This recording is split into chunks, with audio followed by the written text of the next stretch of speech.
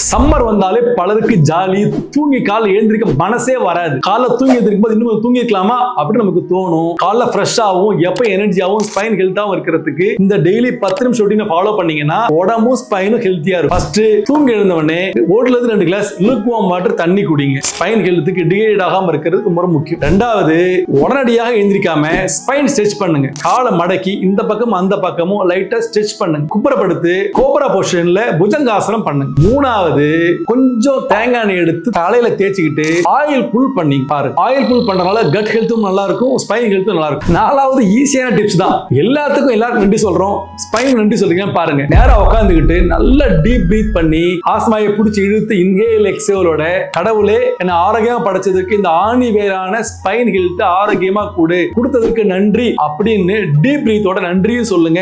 எந்த வகையிலையும் சம்மருக்கு எந்த வெக்கேஷன் போனாலும் ஸ்பைன் ஹெல்த்துக்கும் உடம்பு ஹெல்த்துக்கும் இந்த டிப்ஸ் ஃபாலோ பண்ணுங்க. சூப்பரா ஆரோக்கியமா இருக்கலாம்.